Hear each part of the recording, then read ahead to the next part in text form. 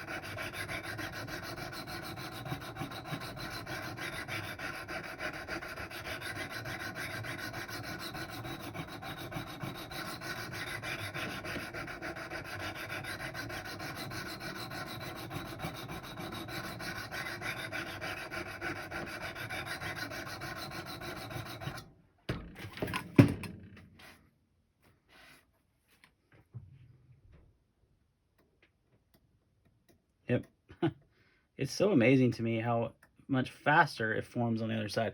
So that was quite a bit faster than the initial burr. So now I'm just going to do some trailing passes here to kind of knock off the burr.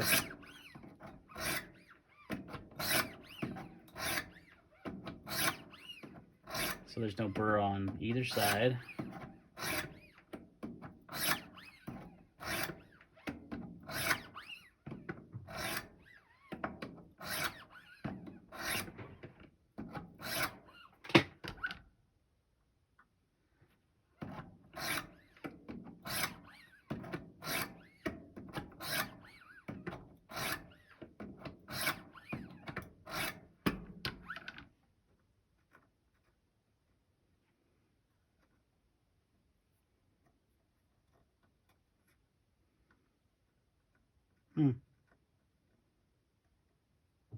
That's actually pretty fast. It usually takes a little bit longer to knock off the burr, so that's interesting as well. That's something to kind of consider too when sharpening knives is, you know, how long does it take to get rid of that burr.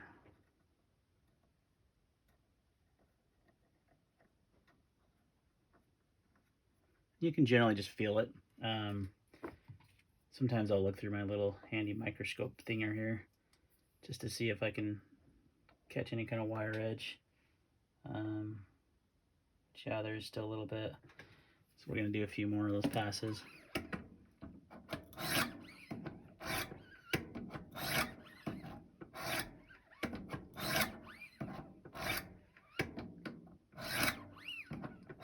I do these a little bit lighter because I am still using a 200 grit stone.